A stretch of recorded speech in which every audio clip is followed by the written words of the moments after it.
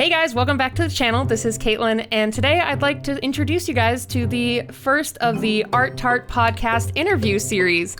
And I'm really excited to start this series. We're going to be interviewing a lot of great artists and different content creators to just kind of get their insight and kind of some tips and tricks to the industry. And I hope it's really helpful to you guys. And I think it's going to be a really fun series. So today we have the head of the Geeks and Peeps, the explainers and entertainers, and I know for sure I'm one of her little oodle-ollies. We have Rebecca Parham from Let Me Explain Studios. Welcome to the show. Hey.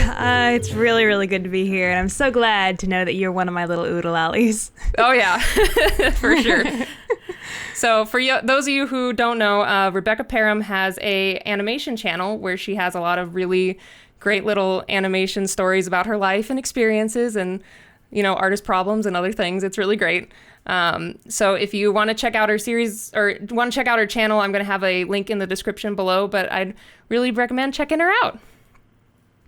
So I guess we'll just go ahead and jump right into this. Yeah, sure. So, awesome. All right. Well, tell me a little bit about yourself. What do you create on YouTube? I know I slightly covered it. And do you have like a full-time job that you do with content creation? Well, hello there, boys. My name is Rebecca Parham, and I love long walks on the beach and cartoons and anime and ramen noodles. Oh, gosh, can't get enough of ramen noodles. Well, anyways, my name is Rebecca Parham, and I am an animator, singer, voice actress, storyboard artist, a lot of different things rolled into one, and also a YouTuber these days. And I am the CEO of my own LLC, Let Me Explain Studios, and that happens to be the name of my channel. You can always look that up. And my day job essentially is I'm the CEO of Let Me Explain Studios, but that is a fancy way of saying that I'm a freelancer. So I basically just freelance under my company's name. And then when I'm not doing that, whenever I'm not working on client work, I'm doing my YouTube channel. And mostly what's on my YouTube channel is a lot of animated content, a lot of cartoons, like Katelyn said. It's a lot of stories from my life. There's a handful of like shorts. There's a Pokemon parody on there. And every now and then I come out on camera and, you know, talk to you guys face to face. And yeah, that's pretty much the long and short of the channel. Awesome. So what do you do for like freelance work? Is it mostly animation or do you do like illustrations? Oh gosh, it's a little bit of everything, and that's kind of how I try to advertise myself as, you know, if it is within my creative capabilities, I will do it for you. I've done singing before. I've done voiceover work before. I've done a lot of like the telephone systems and the corporate meetings. It's like, Initech is the most highest rated so-and-so in the industry. Right.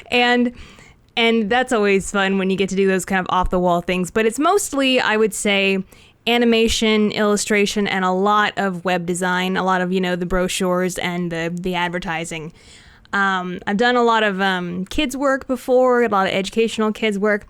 And lately, I've also been on like The Annoying Orange, and they just premiered my episode where I was a parody of Adele, which was a lot of fun. I got to my gosh, that's amazing. I got to really show off my singing capabilities, and that was fun. So I got to parody Hello, and my character's name is Adele Meat, and the song is called Jello.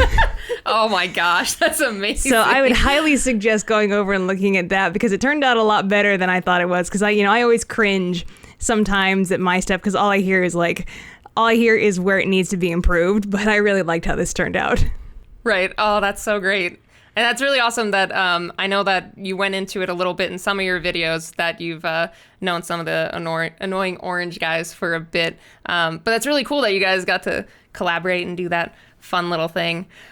So speaking of Annoying Orange, I know that you talked in a previous video about meeting up with them at VidCon before and all that. So I'm actually curious. We're going to kind of jump around on some of these questions, but I was wondering, what was one of the best experience that you've had since you've jumped into YouTube, now that you are collaborating with other YouTubers and such, but is there like a certain event that you were so happy that you were able to experience because of YouTube? Ah, gosh, there's so many. Like that's really, really a hard question for me, because I have a treasured memory for just about all the different friends that I have in the YouTube community. I have just all these different moments that just mean so much to me, and that just all kind of conglomerate into just pure joy whenever I can go to VidCon and just experience it all within the span of 3 days. It's incredible. Gosh, I think one that really sticks out to me is being blindsided by Tomska the first time I met him. I don't know if anybody knows who Tomska is. He's a big name out here on YouTube. He's been doing this for about 10 years. He makes short comedy and sketch comedy, and he's got a lot of, he was part of the Ed's World cartoon when that was still going up with him. But he followed me not long, like I think the same day that Things Animation Girls Say went viral. He followed me on Twitter, and I thought that was the extent of it. I thought, okay, we just follow each other on Twitter. But my second VidCon, and you can see this in one of my videos, but I just randomly walked by him in the convention hall, and he had like a short line of people waiting to see him. And so I got in line. I had my little book of YouTubers out. It's a book that I have all of the signatures of a lot of YouTubers in. And I get to the front, and he looks at me, and like there's this moment of realization on his face. He's like, oh. And I said, hi, I'm Rebecca Parham. And he's like, I know who you are. I know exactly who you are. And I'm like, oh, well, do you know me from Twitter? And he's like, I watch your channel. That's awesome. I watch your channel, and I'm one of your explainers and entertainers. And I was like, what? Are you kidding me? Are you kidding me? I had no idea that this YouTuber that I, looked up to creatively, and he was, this big name within the industry. I had no idea that he was watching every single one of my videos to the point where he could recognize my face. And I mean, I had maybe made like 3 appearances on camera at that time. So it was just kind of like this incredible surprise, to be shown that, there are big people out there, and they're the big names in the industry, and they're actually watching your stuff. And that's just, nothing compares to that moment, I can definitely tell you. Oh, yeah, that's pretty amazing. Yeah, I had something similar. You probably know Draw with Jazza. He's a bigger art drawing channel. But I got to meet him at Adobe Max, and it was kind of crazy that he kind of knew who I was just based off of like Twitter interactions. So that's isn't that the greatest feeling? It's such an awesome feeling. It's so cool. So then I guess my next question for you would be like, when did you first realize that you really enjoyed creating animation and storytelling and just being a creative in general? And when did you know that that was what you wanted to do? Well, I can tell you the storytelling angle has been the longest running one as far as my life goes, because that came early in my life. I was like maybe 4 or 5 years old, and I was making I was putting on plays in our family living room and making my parents sit down and watch them, and I would cast my sister as the secondary character. I was always the star, and my sister would be the secondary character, and I would cast all the other parts with my stuffed animals. And just being an imaginative kid, it's like you're so resourceful when you're a kid. Like, you use anything and everything you can get your hands on to construct whatever it is you're making. So I would just, I would like find creative ways to build sets and make props and costumes. And it's like, that's one of the coolest things about kids is, there's no limitations. There's no limitations to them. They have like boundless self-esteem, and they don't they don't understand, social constructs and faux pas. They just say what's on their mind, and they just do whatever they want, whatever makes them happy. And there's just something so amazing about the creativity of a kid. And so I always look back on that very, very fondly.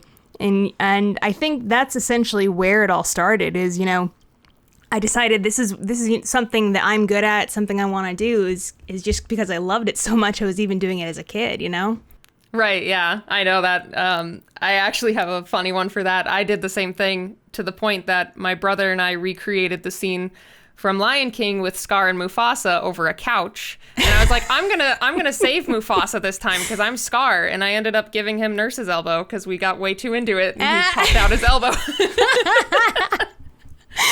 So it's one of those things where it's like we were just having fun. We were the couch was this giant cliff, and the tile had all the water buffalo just running across it. That's so funny. That's like the Disney version of the hot lava game. Right. But it's like, don't touch the tile. It's the wildebeest stampede. Right.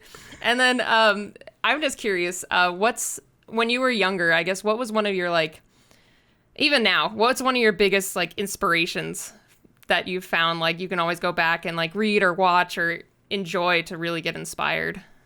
Gosh, I mean, I grew up on Disney. I mean, I'll be the first to tell you that I am a shameless Disney lover. I mean, I love going to the parks with my family all the time. It's one of my favorite places to go to and be. It's the best vacation. I love the movies, and even, you know, some movies that I don't really think are my favorite, I will still sit down and enjoy. And I draw a lot of inspiration from the mastery that is in the history of those movies.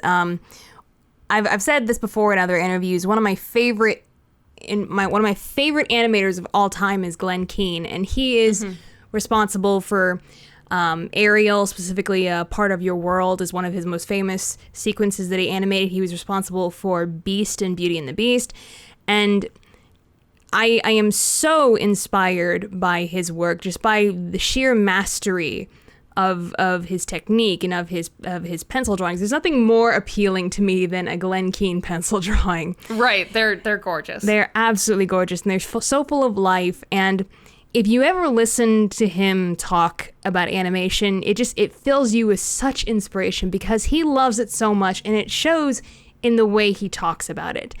And he sees beauty in everything, and I really like seeing the world that way. I love seeing the beauty in shapes and curves and color and all of that. And I really look back at his animation a lot throughout his Disney career, and I find a lot of inspiration from that as an adult now. Okay. Yeah, his stuff is amazing. I know I really loved his newest one where it was, I can't remember what it was called for the life of me, but it was just the black background with the blue lines, like in light and shapes and Duet? such. Yes, Duet. I think that's what it was. Yeah, that one was just gorgeous, and his work is really, really amazing. And then I bet going along with that, you probably appreciate the nuances of animation even more, since that's what you do. Like, I can look at it and be like, oh, that's so pretty, but for you to really appreciate all the little things he does. Well, and I've always thought it's the craziest thing to me that I'm an animator myself. I mean, I'm not the best in the world, but I am an animator myself. I make a living out of it. And there are times where I will just be looking at somebody else's animation and just be in awe of it. Be in awe of how was this accomplished? How was the subtlety of this character accomplished? This is a series of pencil drawings. You know, right. How everything is kept on model. This character clearly shows. You don't even have to, like, hear what the character is saying to understand this character, just through this, like, 4-second clip of them moving and talking. And I'm just like, I am so very much in awe of the art form. And I think that's, you know, that's when you know that you are in the right career. You're in the right industry, is when you just love it so much and you stand in awe of it all the time, no matter how deep you dive into it. Yeah. That's so amazing. I know I love looking at ones and, like you said, just being able to see just like that, who the character is, what their personality is, and everything, just from maybe the way they stand or walk. I think that's amazing when an animator can convey that. Absolutely. So then my next question, speaking of animation, what's your typical process for creating one of your animated videos on your channel? Well, okay, I'm going to preemptively say that this process is not the way you do things in the industry, and it's certainly not how I do my client work. If any future clients or current clients are listening to this right now, this is not how I'm handling your project. Right. I handle it a little more professionally, but the YouTube process, because you have to get things out faster, you know, because that's kind of the climate of YouTube is, you know, faster and you know, gotta find shortcuts wherever you can. So my process is a lot sloppier when I'm doing YouTube. And I'm also the only person looking at the scripts and the assets, and so I'm not having to, like, pass it on to someone and worry if they're gonna be able to read my awful handwriting, you know. Yeah.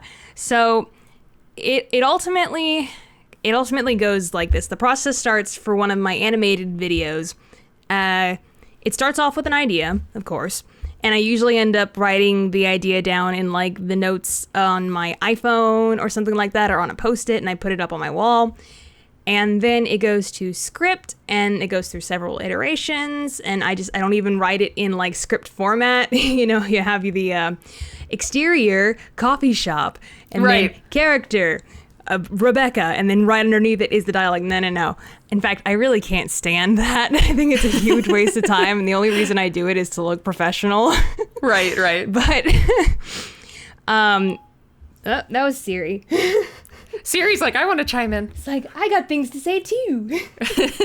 But anyways, so I write my script, and then I start recording it. And usually when you're in the recording process, you tend to ad-lib a little bit more. You add on to things. You find, this sentence is not necessary. So a lot of things change when you're in the recording process.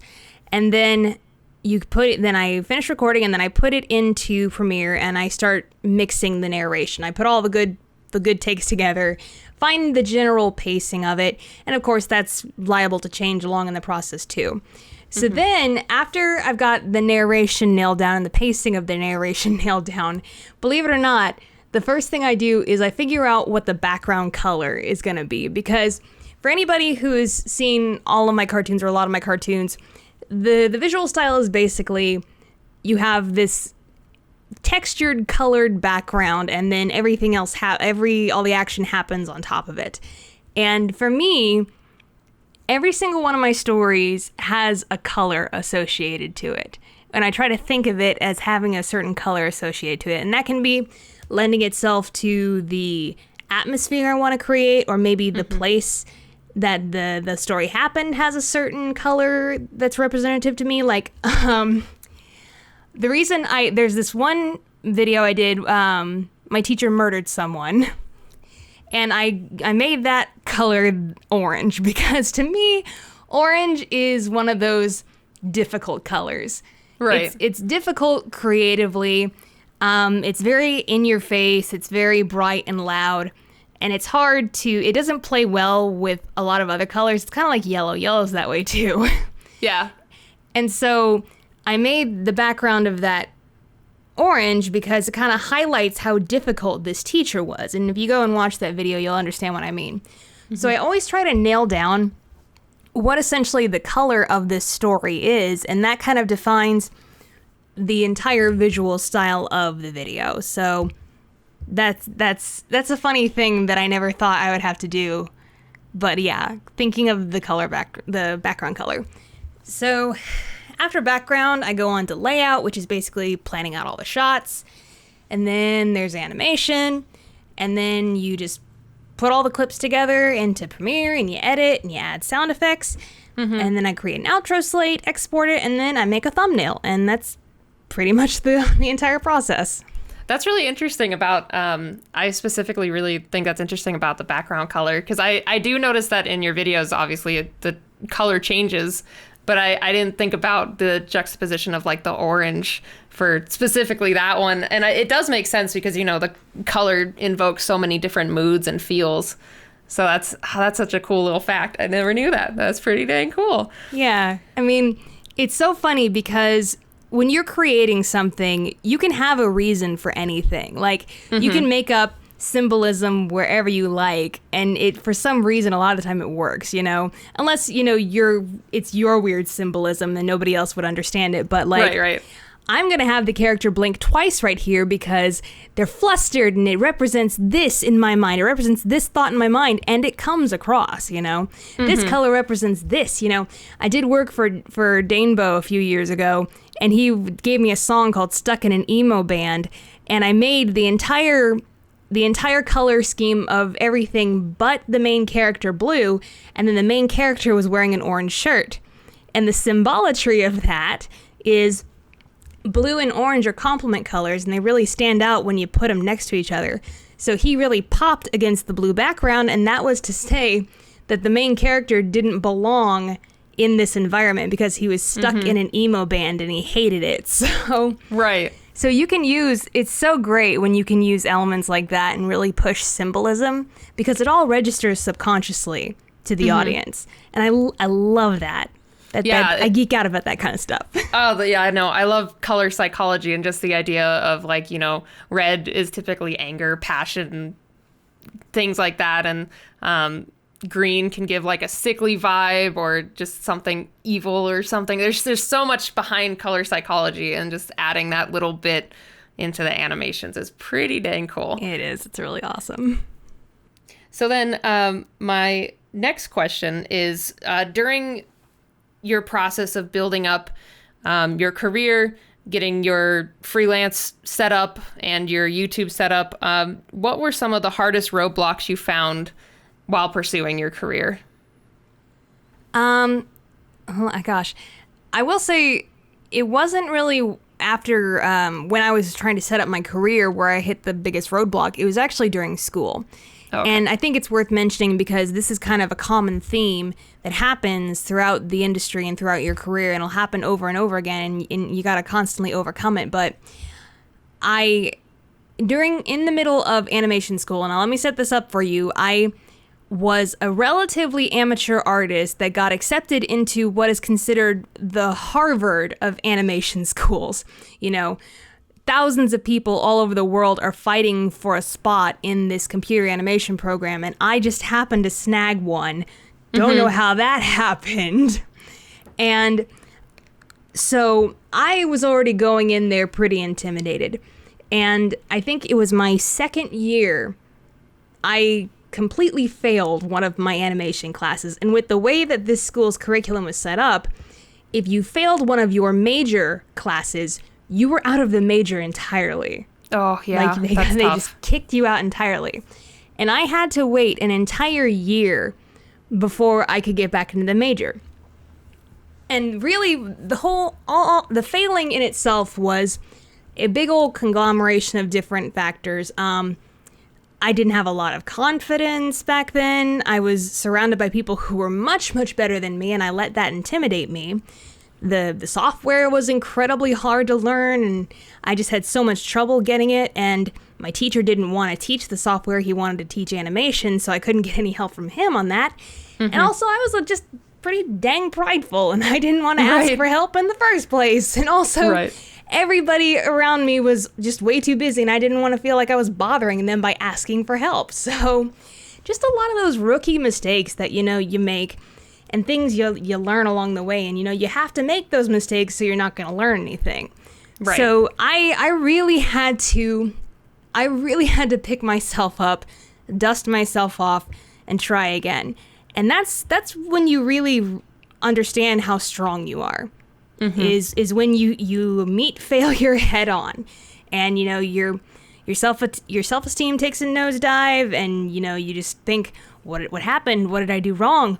What do I need to do next time? And if you try again, you know, you get back up after being punched and you make it, you're all the better for it, you know, and you learn something new with every single failure. So failure should never be considered the end of everything. Right. It's necessary, and, you know, you're going to see it repeatedly throughout your entire career, so you might as well just get used to it.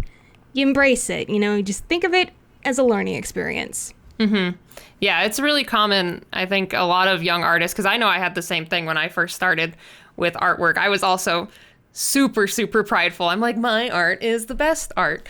And I think that's what a lot of young artists suffer from, is that, and not wanting to ask for help or seek the certain guidance they need. And on top of it, I think a lot of art schools share that similar mentality of, if you fail, you have to either start that year over, or there's something that gets in the way. Because even at Arizona State University here, when I was in the graphic design major, I started it for the first year. I failed one of the courses, and I wasn't accepted because after 1 year, they cut half the class, and only half would continue on. Oh, gosh. So since I failed one class, they cut me from the half. Yeah. It's just one of those things that is really common with a lot of art schools, and I don't think a lot of younger artists are really ready to experience that, along with even like applying for jobs or trying to get that one dream goal, like it might not happen the first time. Well, and one thing that I see is usually a deal breaker for a lot of young artists is the inability to take criticism. Yes. Like that is possibly the biggest career killer you could ever put upon yourself, is to just not be able to accept criticism, to take criticism personally. Because guess what? It happens every day in the industry. I mean, in studios, they're called dailies. I mean, they happen every single day, and you present your work to your superiors and to your peers, and they rip it apart. And it's all for the good of the project. It's all for, making the project the best version that it can be. And it helps you too. Like, you really should think of criticism as a means of getting better and growing as an artist. And a lot of people just take it way, way too personally. And some people just never get over that. And that's kind of that dividing line of who can make it and who can't. Yeah. Yeah, I think that's a really good point. I think a lot of artists should really be more open to criticism, because even I know when I was younger, I was also very prideful, and I still sometimes get a little defensive of my work, but I guess there's a difference between being, not defensive, but confident in your work, and then being open to hear the feedback, then basically shutting everyone down and being like, no, this is the best. So I think it is a very important point for any artist listening to this. For sure, open your ears to criticism. You will have to kind of filter through it, because even just being a YouTube creator, you probably also get the comments of like, animate better or things like that, like just random, not constructive it's criticism. Oh gosh, it's worse. It's like, I don't like this, do better. Thanks. I get those all the time. That's great. That's great advice for me to work off of. Just do better. Just make better. I don't know what to make better, but just do better. And it's just like, I don't like it. Well, okay, what do you want me to do then? I don't know. I just don't like it.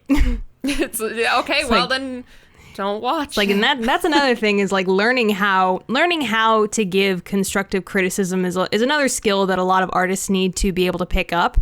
And it's kind of this balance between, don't be like way, way, way harsh on the person, kind of do the whole, kiss and slap thing of, this is what I like about your work, now slap, this is what's wrong with it.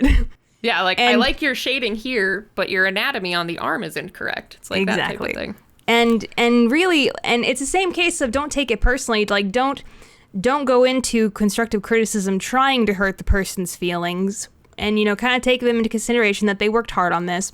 And, they put a lot of effort and a lot of love into it. So just be kind and be polite. And that's also another bit of advice for anybody who wants to work in the industry, is just be polite. Be polite, be kind, because this is a small industry. You're going to be working with people over and over and over again in different studios. I mean, you could be working with someone for like 3 years on a project, say goodbye to them, and in another 3 years you'll be working with them again. Right. So you can't burn bridges. You absolutely cannot burn bridges. So it only does you good to be kind and polite to people, Yeah. And not to make enemies in this industry. You really, really can't do that unless, you don't want to stay in the industry for that long. Right. And the art industry in general, I think it's much better to make good, strong connections with other artists instead of burning bridges between them. Because, I mean, there are a lot of artists out there, but I think publicly we're all kind of still a smaller community in a way. So it's really good to at least have good connections with different artists, because you never know. Like you said, you might be working with them one day, or they might help you out one day, or you might help them out. Oh, well, I get so many clients because of my friends from the industry. I mean, I get so, like, if they don't have time for a certain client, or that's not, a project that fits their creative style, and they're like, oh, I know Becca would be perfect for this, and they send them my way, and I get a lot of work that way. And I mean, heck, just today I sent a lot of people to this one client because I couldn't take on his. So it is helpful. I mean, you help people, you scratch my back, I scratch yours.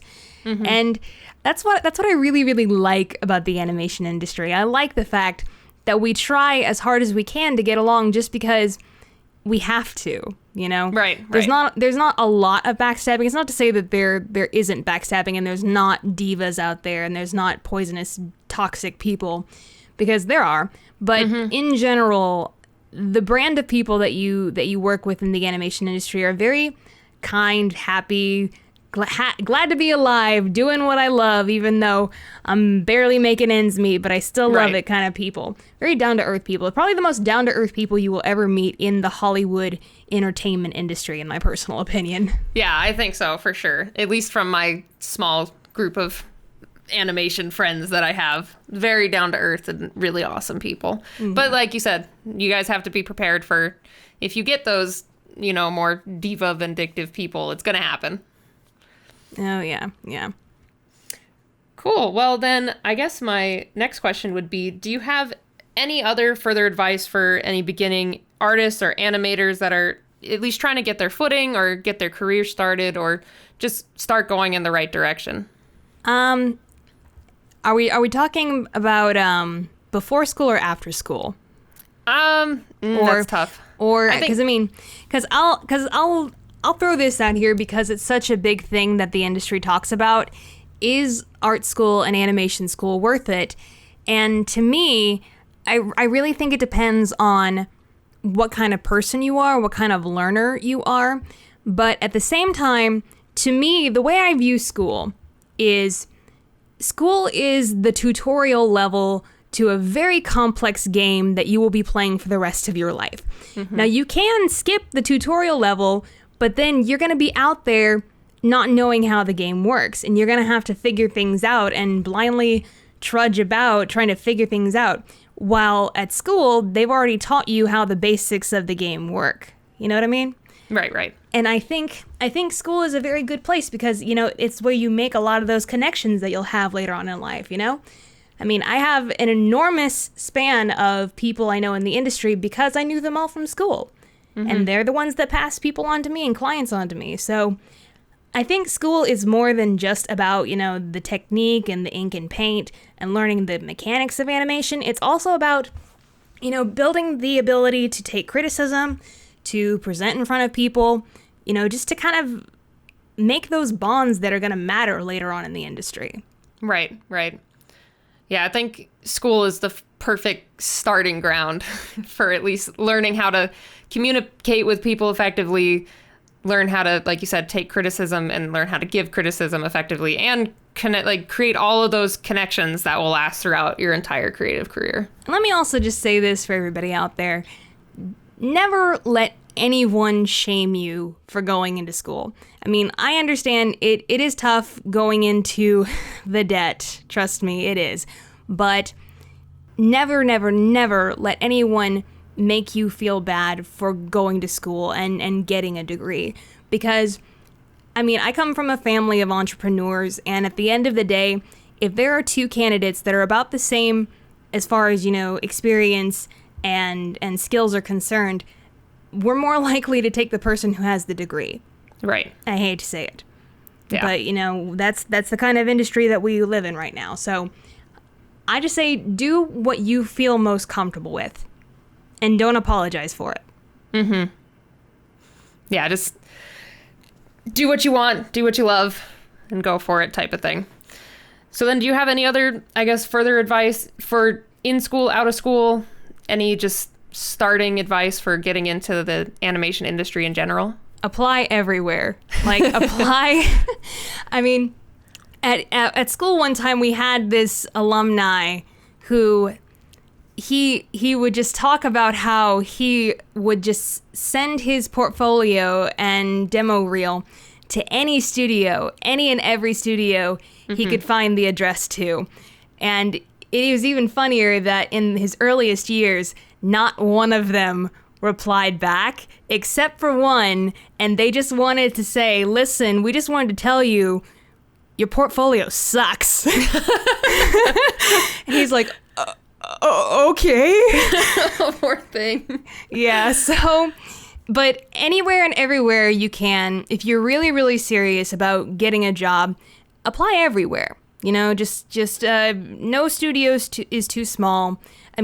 Heck, I'm a studio of one, and if I were offering jobs, heck, apply to me, because you can always learn something out there in the industry from any studio you find yourself at, and it can be what not to do. Like, you can have a really bad experience in a studio and say, well, this is not what not to do. This is how I'm not going to do things. Mm-hmm. And you're going to just pick up various skills, various techniques, especially software. Oh my gosh, you're going to pick up software so hardcore when you're out there in the industry, and you're being forced to perform beyond what you ever thought you could do. Especially, like Ringling was like that. My school was like that. They forced you to perform beyond your capabilities 100% of the time, and it really forced you to get really good really quick. Right. So just keep in mind that you are always going to be a student. No matter how old you get, no matter how long you are in this industry, you always have to stay a student and never stop learning. Pick up the new technology, see what the trends are in the industry, see where storytelling is moving with the future. I mean, one of the smartest things you can do right now is, if you're not on the YouTube scene, like you're an older animator and you're not on the YouTube scene, you should get on that, because that's the way trends are moving these days. And staying ahead of the trends is just good business, Yeah. And so any kind of new technology, any kind of new software, especially if it's starting to become widely used, like, say, I don't know, Harmony, Toon Boom, Storyboard Pro, pick up those things. Absolutely. If you can. Like, get a demo or something. Yeah. I think it's really important, like you said, finding the new programs and keeping your finger on the pulse of the industry, because everything is constantly shifting. Like, I didn't even have an Instagram a year and a half ago, but man, I jumped on that as soon as I saw art was kind of taken off on that platform. Oh goodness, the social media race is exhausting. It is. I remember listening to a podcast by Rhett and Link, and they were talking to Olga K. And she is, at the time, she was the one that was really jumping onto Snapchat when it first hit the scene, and Periscope, and all of these new social media platforms. And Rhett and Link were like, is it not the case when you hear there is a new social media app out there, don't you just get this sinking pit feeling in your stomach? And she's like, yes, because it's another thing that I have to upkeep. It's another thing where I have to log in, get my username so nobody else gets it, and upkeep it. And it felt for a while there, especially when Snapchat and Periscope kind of came out at the same time, that it's never going to stop.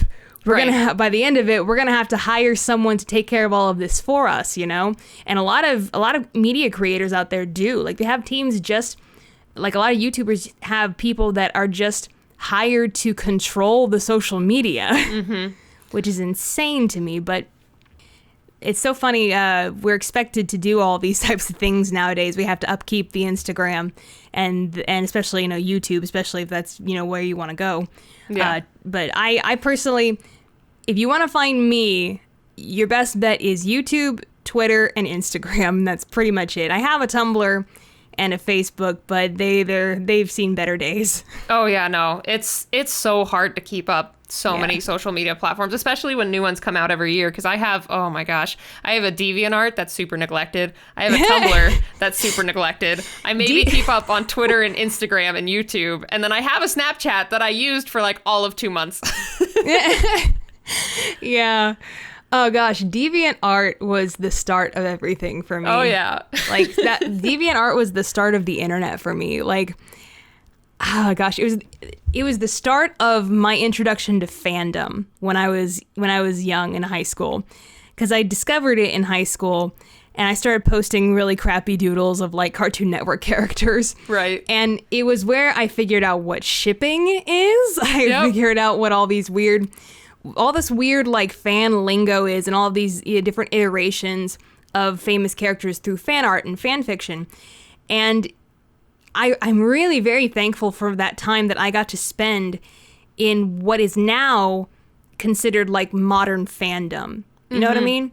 I went through my fangirl phase, and I got a taste of what it is like to be a fangirl, to just be super, super passionate about, your favorite movies and TV shows. And you want to write the fan fiction, you want to make the fan art, and you want to role play and all that. And I know what that's like. And I think that really gives a lot of young adult creators these days an edge, is because they know what it's like to be a fan. Yeah, I think so too, because I was the same. I jumped into DeviantArt. Oh man, I think it was middle school. My old username was DragonLover687. And my gosh, that sounds like a parody of usernames. I'm sorry, that's so cute. No, I love it. Really fair. I didn't have anything better. I like dragons, and let's just put some random numbers because Dragon Lover was already taken. There we go. But yeah, it was a great time to just jump in and be so invested in so many fandoms. And I know I had a role playing account for an anime called Fruits Basket. I was one of the characters on there, and then yeah, it was oh god. It's so neglected now because I'm not that far into those fandoms anymore. I know. Like mine is still there. Oh gosh, it's called Ignatia. Like that was, my gosh, like I got perfect. the only Ignatia at the time, and it was like that's the name of like a fan character I made for, you're gonna laugh, the musical Cats. Yes. Let's talk about obscure fandoms here. I was part of one of the most obscure ones out there. Oh, that is gosh. fantastic. Yeah. Oh, but yeah, no, the good old days of trying to figure out your username and being in the super kishy social media of DeviantArt. Oh man. But I'll tell you, that's where a lot of the dream of being an animator was kind of built up. Mm-hmm. You know, it's like it was around that time where I thought, maybe I could make my own TV show. Maybe I could have my own animated series on Cartoon Network or Nickelodeon, and people will make fan art of my characters and want to cosplay as my characters. Right. And so, that's just another thing of encouraging, encouragement and finding feedback on your awful fan art, and you get excited about, the next piece of art that you're going to make. Mm-hmm. Oh yeah, if you're doing it for fun, if you're a high school student and you've done your homework, and instead of watching TV, you're drawing and you're animating and you're painting, hey, there's a clue there, Sherlock. maybe that's what you need to be doing. Right, you are on the right track if you're already doing that. Like I know when I was younger, I'd take a sketchbook everywhere and I drew on everything. So nice. If you're sitting there doing that and not going out and socializing with friends or doing sports or doing anything like that, you're probably on the right friends? track. Yeah. In high school, what friends? Right. Oh, geez. Well, this was a lot of fun. Well, thank you so much, Rebecca. And I have one final question for you. Uh-huh. If you were a Pop-Tart, what flavor would you be? That is an excellent question, darling. That's a marvelous question. That's one of the best questions so far. I would say I'm probably cookies and cream. Perfect. Because I'm sweet and I'm warm like a cookie. I'm round like a cookie. I wear a lot of black and white. I'm a milkaholic. I can't get enough of milk, trust me. Yeah. And I think, cookies and cream. That's a great flavor. Well, thank you again for coming on, and I hope you guys found this helpful. But if you guys have any other questions or comments for us, I'd love if you left them down below. Probably I'll answer them since it's on my channel. I didn't think about that one. But where can they find you, Rebecca? Like your username for Twitter or anything else? My YouTube channel, as we said before, is Let Me Explain Studios, and you can find my Let Me Explain Studios Twitter account at LME_studios. And then you can find my personal Twitter account at Nacie, Nacie. And there's a story behind that, and I'll make a video of why that's my username. But that's where you're going to find me. And my Instagram is at Rebecca Parham, and the Instagram for the studio is at Let Me Explain Studios. And I also have a Let Me Explain Studios Facebook page. So, just find me anywhere on there. Awesome. I'll drop the links down for you guys in the description, but in case you're listening to this on, I don't know if this is going to go up on SoundCloud, but in case you're listening on SoundCloud, then you have all of the links there. But thank you again so much for coming out to the first Art Tarts podcast interview. And this was really fun. So thanks again. No, thank you. It was a pleasure. All right. Awesome. Well, I will see you guys next time. Bye, guys. Bye.